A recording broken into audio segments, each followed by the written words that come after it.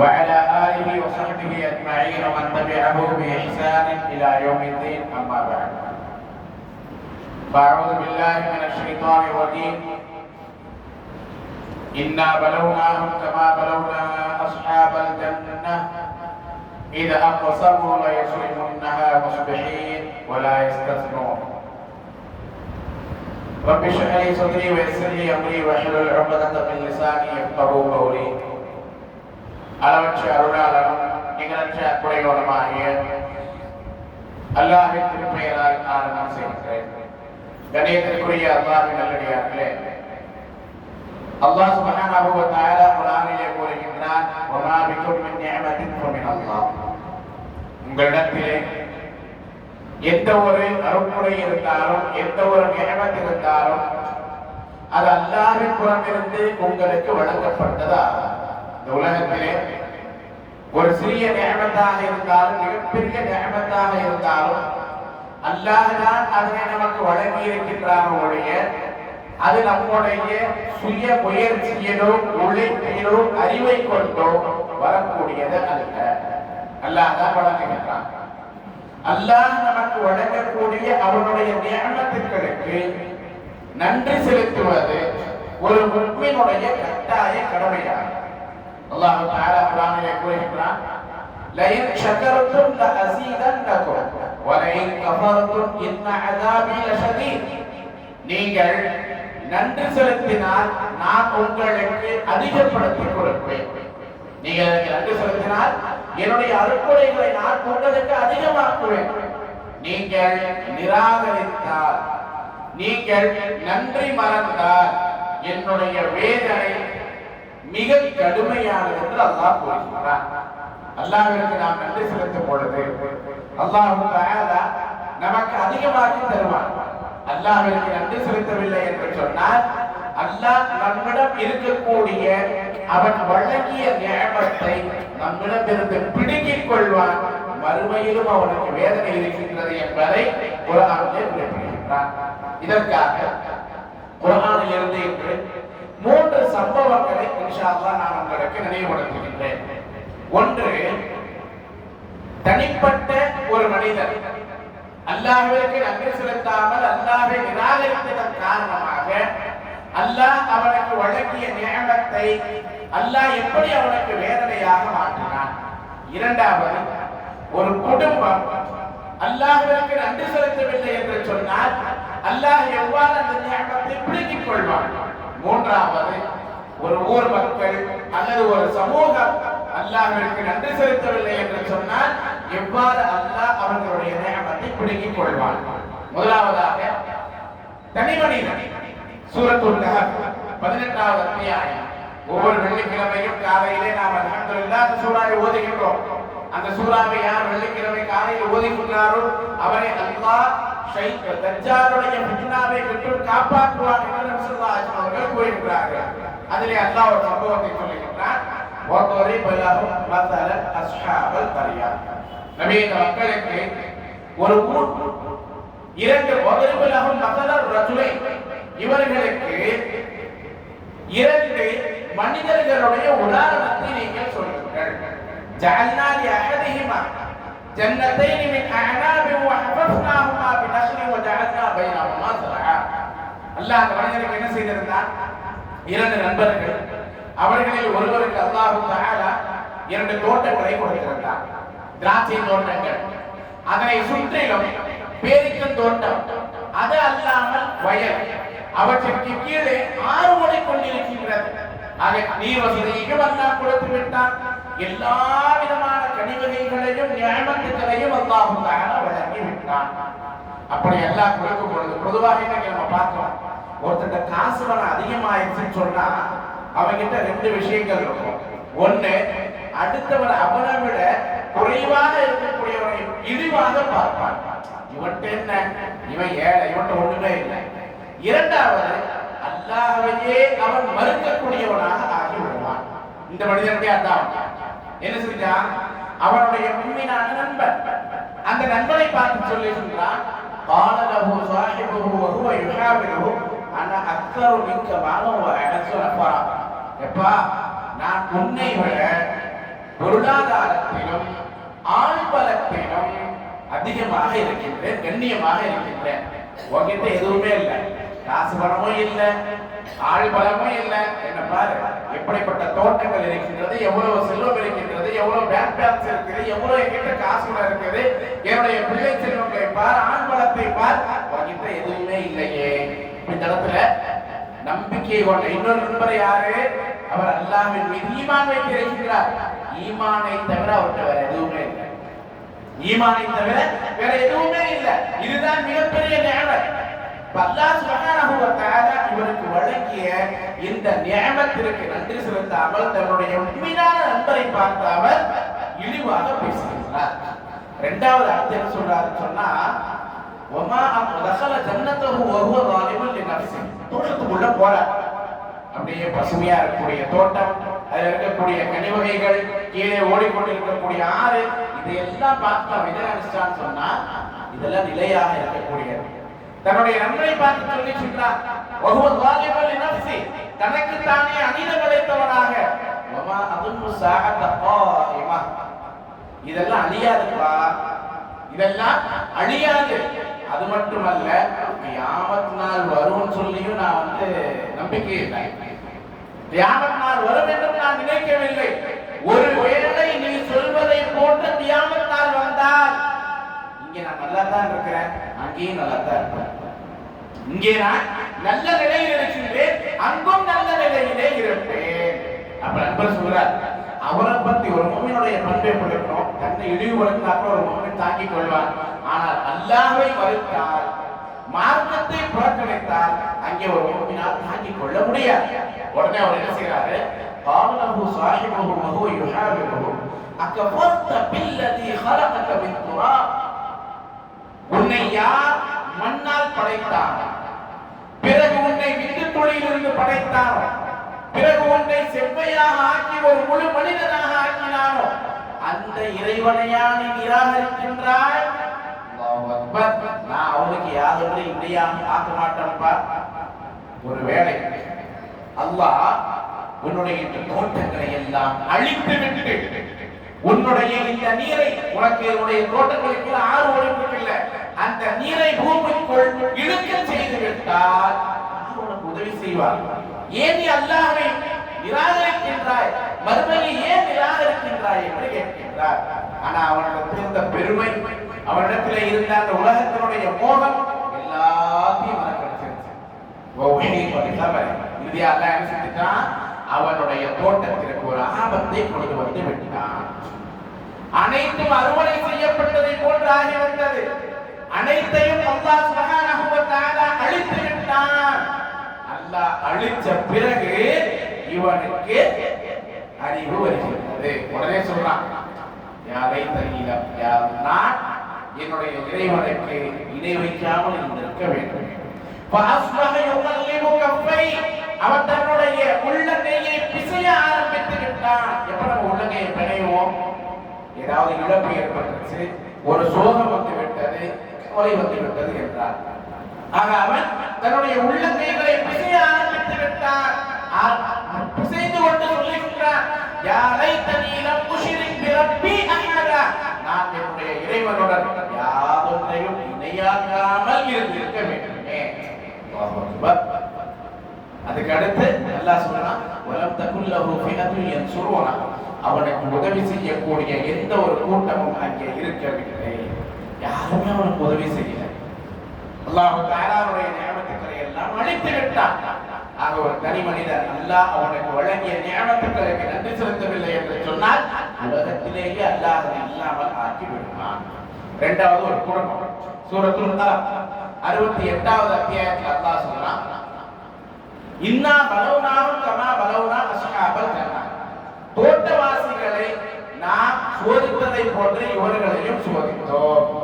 அங்க என்ன ஆச்சு, நபி ஸல்லல்லாஹு அலைஹி வஸல்லம் சொல்றாங்க, முன்சென்ற சமுதாயத்துல ஒரு குடும்பம் இருந்துச்சு, ஒரு நல்ல மனிதர் இருந்தார். அவர் எப்பொழுதெல்லாம் அறுவடை செய்கின்றாரோ, தானியங்கள் காய்கறி போன்றவற்றை அறுவடை செய்கின்றாரோ, அறுவடை செய்யப்பட்ட அந்த தானியத்தை 3 பங்குகளாக வைப்பார். ஒன்று தன்னுடைய குடும்பத்துக்கு, இன்னொன்று மீண்டும் அவர் விவசாயம் செய்வதற்கு, மூன்றாவது ஏழை எளிய மக்களுக்கு. அவர் அறுவடை செய்யறாரு சொன்னாலே அங்க இருக்கக்கூடிய ஏழை எளிய மக்கள் எல்லாம் அவருடைய வயலுக்கு வந்து விடுவார்கள், சந்தோஷமாக வந்துடுவார். இவரும் அல்லாஹ்வின் பாதையில் சந்தோஷமாக கொடுப்பார். வயசாயிருச்சு, மொத்தாயிட்டார். அவருடைய பிள்ளைகள் இருந்தாங்க. பிள்ளைகள் தங்களுக்குள்ள பேசிக்கிறாங்க, நம்முடைய தந்தை முட்டாளாக இருந்திருக்கார், அவரையே 3 பக்கா போடணும், 2 பக்கா போட்டா போதுமல்ல, நம்ம குடும்பத்துக்கே எல்லாமே வச்சுக்கலாமே, இந்த ஏழை எளிய மக்களுக்கு கொடுக்கணும்னு என்ன அவசியம் இருக்குது என்று சொல்லிவிட்டு அவர்களுக்குள் அவர்கள் பேசுகின்றார்கள். நாம் அறுவடை செய்கின்றோம் என்று தெரிந்துவிட்டால் மக்கள் எல்லாம், ஏழை எளிய மக்கள் எல்லாம் நம்முடைய வயலுக்கு வந்து விடுவார்கள். ஆகவே நாம் யாருக்கும் தெரியாம சூரியன் உதயமாகுவதற்கு முன்பே, வெளிச்சம் வருவதற்கு முன்பே அதிகாலையிலேயே நாம் அறுவடை செய்ய சென்று விடலாம். அங்க அவங்க 2 தப்பு செய்யறாங்க. ஒண்ணு, அல்லாஹ் கொடுத்ததை ஏழை எளிய மக்களுக்கு கொடுக்கணும்ன்றத எண்ணம் இல்லாமல் தடுக்கின்றார்கள். 2வது என்ன செஞ்சாங்க? வலா யஸ்தஸ்னூன், இன்ஷா அல்லாஹ் சொல்றாங்க. 2வது அவர்கள் இன்ஷா அல்லாஹ் என்றும் சொல்லவில்லை. அல்லாஹ் சொல்றான், வலா தகூலன்ன லிஷைஇன் இன்னி ஃபாஇலுன் ذلك غدا, நீங்கள் நாளை எந்த ஒரு காரியத்தை செய்வதாக இருந்தாலும் இல்லா ஐயஷா அல்லாஹ், இன்ஷா அல்லாஹ் என்று சொல்லாமல் நீங்கள் நான் அந்த காரியத்தை செய்வேன் என்று சொல்லாதீர்கள். நாளைக்கு அறுவடை செய்யலாம் சொல்லிட்டாங்க, ஆனால் அவர்கள் இன்ஷா அல்லாஹ் என்று சொல்லவில்லை. விளைவு என்ன ஆச்சு? அவர்கள் அறுவடை செய்வதன் மீது சக்தி பெற்றவர்களாக தங்களை கருதி கொண்டார்கள். காலையில எல்லாத்தையும் எழுப்பிட்டு யாருக்கும் தெரியாம ஒளிஞ்சு தோட்டத்துக்குள்ள போறாங்க. போய் பார்க்கறாங்க. போய் பார்த்ததுமே சொல்றாங்க, இல்லப்பா நம்ம வழி மாறி வந்துட்டோம். என்ன ஆச்சு? அல்லாஹ் சொல்றான், அவர்கள் இரவிலே உறங்கிக் கொண்டிருக்கும் பொழுது அல்லாஹ் தஆலா அதன் மீது ஒரு பேராளத்தை இறக்கினார், ஒரு நெருப்பை இறக்கினார். அவர்களுடைய தோட்டத்தை இது அழித்து விட்டது. எந்த அளவிற்கு அழித்து விட்டது? பொதுவா வயல்ல நம்ம பார்த்தோம்னு சொன்னா அறுவடை செய்த பிறகு அந்த சருகுகள் வைக்க பொருளா இருக்கும்ல, அதெல்லாம் தீயிட்டு கொளுத்திடுவாங்க. அந்த மாதிரி தீயிட்டு கொளுத்தப்பட்டதாக ஆயிடுச்சு. நேரம் போறாங்க, போனா எல்லாமே அறுவடை செய்யப்பட்டு தீயிட்டு கொடுக்கப்பட்டுருச்சு. உடனே அவங்க சொல்றாங்க, நம்ம வழிமாறி வந்து வேற எதுவும் தோட்டத்துக்கு வரட்டும், நம்ம தோட்டம் இல்லை, வாங்க நம்ம தோட்டத்துக்கு போலாம். அதுக்கு கொஞ்சம் விட்டு பார்க்கறாங்க. பார்த்து சொல்றாங்க, இல்லப்பா வழிமாறி எல்லாம் வரவில்லை, இது நம்முடைய தோட்டம் தான், நம்முடைய வயல் தான். அல்லாஹ் நமக்கு தண்டனையை கொடுத்து விட்டான். அப்பதான் ஒருத்தர் சொல்றார், சகோதரர்கள் ஒருத்தர் சொல்றார், நடுநிலையாக இருக்கக்கூடிய ஒரு சொல்லிக்கிறார், நான் அப்படியே சொன்னல இன்ஷா அல்லாஹ் சொல்லுங்க, அல்லாஹ்வை தஸ்பீஹ் செய்யுங்கள், அல்லாஹ்விற்கு மாறு செய்யாதீர்கள் என்று சொன்னேனே, கேட்கிறீர்களா? கேட்கவில்லை. விளைவு என்ன ஆச்சு? ஒண்ணுமே இல்லாம யாருக்குமே இல்லாமல் ஆகிவிட்டது. அல்லாஹ் சொல்றான், கதாலிகல் அஸாப், அல்லாஹ்வினுடைய வேதனை இப்படித்தான் இருக்கும். வல அஸாபுல் ஆகிரத்தி அக்பர், மறுமையினுடைய வேதனை இதைவிட மிகப்பெரியதாக இருக்கும். மறுமையினுடைய வேதனை இதைவிட மிகப்பெரியதாக இருக்கும். லவ் கானூ யஅலமூன், இவர்கள் அறிந்திருக்க வேண்டாமா? அறிந்து கொண்டால் நலமே என்று அல்லாஹ் தஆலா கூறுகிறார். ஆக ஒரு குடும்பத்தை சேர்ந்தவர்கள் அல்லாஹ் அவர்களுக்கு வழங்கிய நியமத்திலிருந்து பிறருக்கு கொடுக்காமல் தடுத்து வைத்து விட்டதன் காரணமாக அல்லாஹ் தஆலா முழுமையாக இந்த உலகத்திலேயே அழித்துவிட்டு மறுமையினுடைய வேதனை இதைவிட கடுமையானது என்று சொல்லியிருக்கிறார். அடுத்து 3வது சம்பவம் அல்லாஹ் 34வது அத்தியாயம் சூரத்து சபா 15 மற்றும் 16 ஆகிய 2 வசனங்கள் அல்லாஹ் சொல்லி காட்டுறான். ஒரு ஊர் மக்கள் அல்லாஹ் அவங்களுக்கு எல்லா நியமத்துகளையும் கொடுத்திருந்தான். அல்லாஹ்வுக்கு நன்றி செலுத்துங்கன்னு சொன்னான். ஆனா அவங்க என்ன செஞ்சாங்க? லகத் கான லஸபஇன் ஃபீ மஸ்கனிஹிம் ஆயா, சபா என்ற ஊரை சேர்ந்த மக்களுக்கு அவர்களுடைய இருப்பிடங்களிலே அல்லாஹ்வினுடைய அத்தாட்சி இருக்கின்றது. ஜன்னதானி அன் யமீன் வ ஷிமால், வலதுபுறமும் இடதுபுறமும் 2 தோட்டங்கள், எல்லா விதமான கனிவகைகளையும் அல்லாஹ் அவர்களுக்கு வழங்கி இருக்கின்றான். குலூ மின் ரிஸ்கி ரப்பிக்கும் வஷ்குரூ, உம்முடைய இறைவனின் அருட்கொடையில் இருந்து நீங்கள் உண்ணுங்கள். உம்முடைய இறைவன் உங்களுக்கு வழங்கிய வாழ்வாதாரத்தில் இருந்து ரிசுக்கில் இருந்து நீங்கள் சாப்பிடுங்கள். இன்னும் அவனுக்கு நன்றி செலுத்துங்கள். நல்லா வேற எதையுமே எதிர்பார்க்கிறேன். நல்லா சாப்பிடுங்க, நான் உங்களுக்கு கொடுத்திருக்கிறேன், எனக்கு நீங்க நன்றி செலுத்துங்க.